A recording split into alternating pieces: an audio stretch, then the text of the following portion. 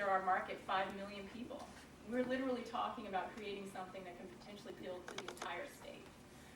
So while the magnitude of it sounds very large, you know, yes, we are in a very rural area, but that's what we love about it. You know, we don't want to create something that's going to be in an urban area. Part of what's going to make it special is the fact that it is rural. And part of what is one of our major initiatives is to make sure that we have a lot of care for what we do to that property and what we do to the outlying property and the outlying community.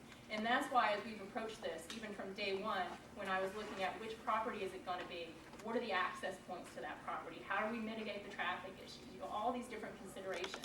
It all went into selecting the specific piece of property that we did with in mind, how are we going to make sure we do this, which is create large-scale events with minimal impact to the community. Let's talk about the noise. We paid to have a sound engineering company give us some feedback on the impact the noise is going to have. The findings were that on stage, if we hit 115 decibels, by the time it reaches the corner of Log Cabin and Homestead Road, you're looking at 65 decibels. That's similar to the sound that your air conditioner makes when it cuts on. Anyone who doubts that, I should let you know that I've subjected the neighborhood to 100 decibels, 8 hours a day for the last 3 months. The generator that sits behind my office trailer, I measured the sound on it this morning, it's 101 decibels. No one from the county has come and told me we have to cut the generator off because it's ruining people's lives. Because that's not how sound works. The engineering company came up with these numbers scientifically, and we have to pay them whether we like the numbers or not. So we didn't make them up out of thin air. So the concerns the neighbors have, I totally understand, and they're valid. But you have to trust in this company who does this for a living, who's going to help us ensure that we don't ruin your way of lives with noise pollution. The response was that hang tags would be given, so I'd like to know who will decide which of us local residents are going to get the hang tags, and what's the procedure for receiving those hang tags, and when Yonder Field speaks of special access to bypass traffic, how is that going to be incorporated into the traffic plan? All of that will be taken into consideration once we have a traffic study. DOT is one that Yes, sir. How are we able to facilitate and even break ground without having all of the other things in order to make sure we don't have these kinds of problems? Yep. Well, he already said that they will, until they get the traffic plan approved, they will not. But the question was, how do you break ground before having everything in order? That's the problem here. Well, that's them. Yes, ma'am. Is that not the question? Well, I'm not saying it's not, but I was hoping for him to answer because he was answering everything. No. Well, the venue itself is temporary infrastructure. That's why it remains agricultural property. The only permanent structure is the pole barn. So there is no breaking ground. We will build. How much concrete did you pour? There's no concrete on the yard? On the pole barn, yeah, that's it. So did y'all hear the very simple plan where it be just Yes. My question is, you're not going to search vehicles, you don't do the warrant. Are any weapons going to be allowed to be on the premises at all? Absolutely not. I mean, if they do that, they're in violation of law. So you're not going to inspect the cars, but they will have access to their vehicles, so you're not going to search cars. No gate. No gate.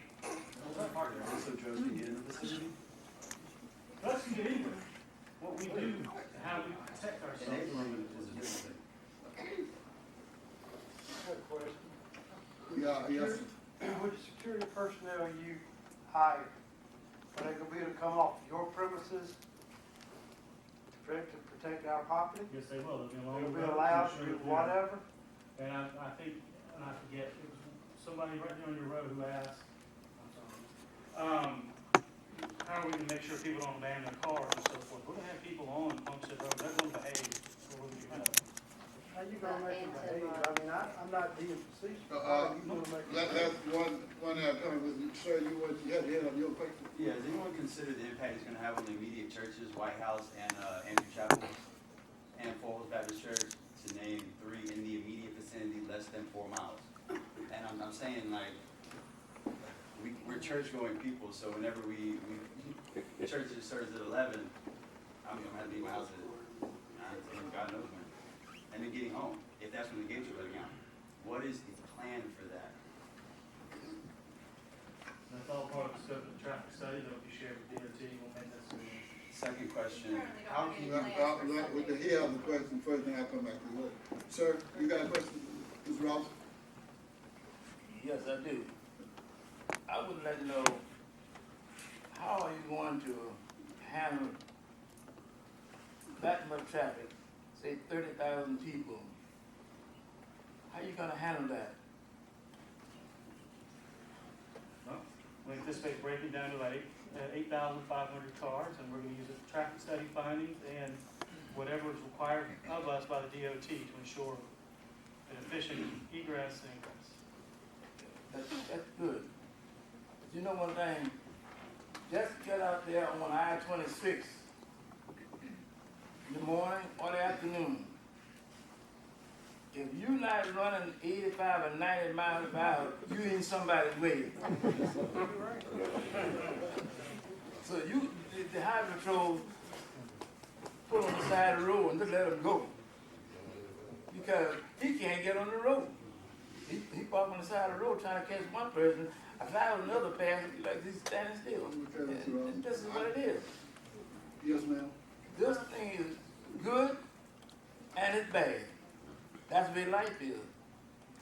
Everything in life is not good and everything in life is not bad. But the thing is, choose you this day what's good and what's bad. Yes, That sir. Bible tells us. Mr. Robinson, you asked a question, and you asked me to ask a question. I And you asked a question, and he tried to answer. So be mindful of that.